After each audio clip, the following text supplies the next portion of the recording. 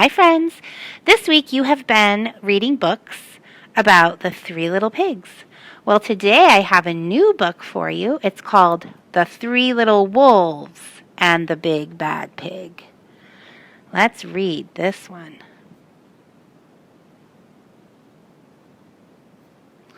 Once upon a time. Oh, friends, did you know that fairy tales always start with once upon a time? Once upon a time, there were 3 cuddly little wolves with soft fur and fluffy tails who lived with their mother. The first was black, the second was gray, and the third was white. One day the mother called the 3 little wolves around her and said, "My children, it is time for you to go out into the world.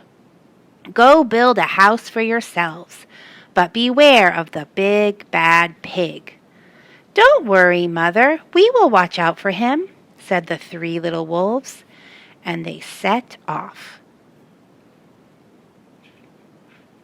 Soon they met a kangaroo who was pushing a wheelbarrow full of red and yellow bricks. "Please, will you give us some of your bricks?" asked the 3 little wolves. "Certainly," said the kangaroo, and she gave them lots of red and yellow bricks. So the 3 little wolves built themselves a house of bricks.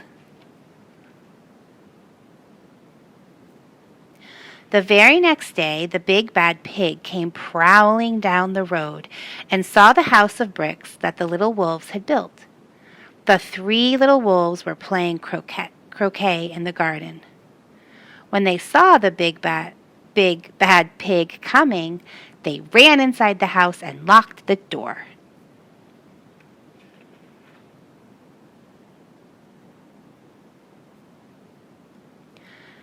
The pig knocked on the door and grunted, little wolves, let me come in." "No, no, no," said the 3 little wolves. "By the hair on our chins, we will not let you in, not for all the tea leaves in our china pot." Ooh, what do you think the pig is going to do, friends? Can you make a prediction? "Then I'll huff and I'll puff and I'll blow your house down," said the pig. So he huffed and he puffed and he puffed and he huffed, but the house didn't fall down.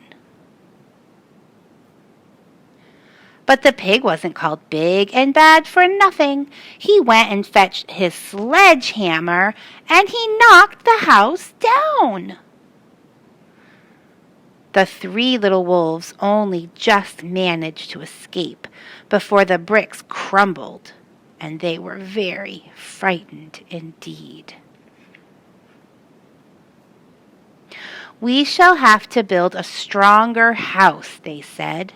Just then they saw a beaver who was mixing concrete in a concrete mixer. "Please, will you give us some of your concrete?" asked the 3 little wolves. "Certainly," said the beaver, and he gave them buckets and buckets full of messy, slurry concrete. So the 3 little wolves built themselves a house of concrete. No sooner had they finished than the big bad pig came prowling down the road and saw the house of concrete that the little wolves had built. They were playing battledore and shuttlecock in the garden, and when they saw the big bad pig coming, they ran inside their house and shut the door. The pig rang the bell and said, "Little frightened wolves, let me come in." "No, no, no," said the 3 little wolves. "By the hair on our chins, we will not let you in, not for all the tea leaves in our china teapot." "Then I'll huff and I'll puff and I'll blow your house down," said the pig. So he huffed and he puffed and he puffed and he huffed, but the house didn't fall down. But the pig wasn't called big and bad for nothing. He went and fetched his pneumatic drill and smashed the house down. The 3 little wolves managed to escape, but their chins were trembling and trembling and trembling. "We shall build an even stronger house," they said, because they were very determined. Just then they saw a truck coming along the road carrying barbed wire, iron bars, armor plates, and heavy metal padlocks. "Please, will you give us some of your barbed wire, a few iron bars and armor plates, and some heavy metal padlocks?" they said to the rhinoceros who was driving the truck. "Sure," said the rhinoceros, and he gave them plenty of barbed wire, iron bars, armor plates, and heavy metal padlocks. He also gave them some plexiglass and some reinforced steel chains because he was a generous and kind-hearted rhinoceros. That sounds like lots of strong material to build a very strong house. So the 3 little wolves built themselves an extremely strong house. It was the strongest, securest one could possibly imagine. They felt absolutely safe. Do you think the pig can get in this time? The next day, the big bad pig came prowling along the road as usual. The 3 little wolves were playing hopscotch in the garden. When they saw their big bad pig coming, they ran inside their house, bolted the door, and locked all 37 padlocks. The pig dialed the video entrance phone and said, "Little frightened wolves with trembling chins, let me come in." "No, no, no," said the little wolves. "By the hair on our chinny chin chins, we will not let you in, not for all the tea leaves in our china teapot." "Then I'll huff, and I'll puff, and I'll blow your house down," said the pig. So he huffed and he puffed, and he puffed and he huffed, but the house didn't fall down. But the pig wasn't called big and bad for nothing. He brought dynamite, laid it against the house, lit a fuse, and the house blew up. The 3 little wolves just managed to escape, with their fluffy tails scorched.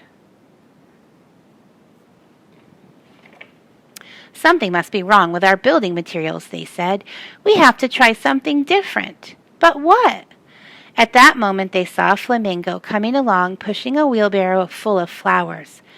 "Please, will you give us some flowers?" asked the little wolves.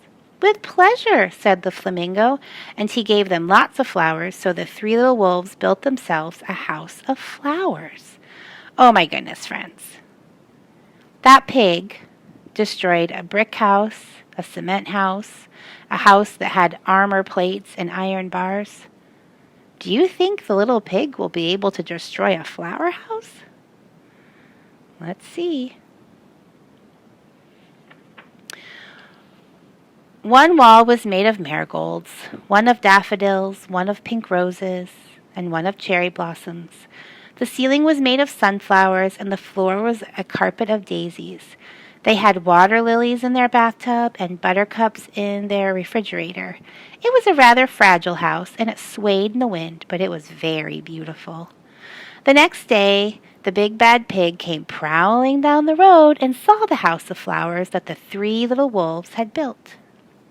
He rang the blue bell at the door and said, "Little frightened wolves with trembling chins and the scorched tails, let me come in." "No, no, no," said the 3 little wolves. "By the hair on our chinny chin chins, we will not let you in, not for all the tea leaves in our china teapot." "Then I'll huff, and I'll puff, and I'll blow your house down," said the pig. But as he took a deep breath, ready to huff and puff, he smelled the soft scent of the flowers. It was fantastic, and because the scent was so lovely, the pig took another breath and then another. Instead of huffing and puffing, he began to sniff. He sniffed deeper and deeper until he was quite filled with the fragrant scent. His heart grew tender, and he realized how horrible he had been. Right then, he decided to become a big, good pig. So he changed. At first, the three little wolves were a bit worried. It might be a trick. But soon they realized that the pig had truly changed, so they came running out of the house. They started playing games with him. First they played pig pog, then piggy in the middle, and when they were all tired, they invited him into the house. They offered him tea and strawberries and wolfberries and asked him to stay with them as long as he wanted. The pig accepted, and they all lived happily together ever after. Well, that is a very different kind of fairy tale, friends, isn't it? I hope you enjoyed the story. Now, I would like you to get a piece of paper and fold it in 3 parts.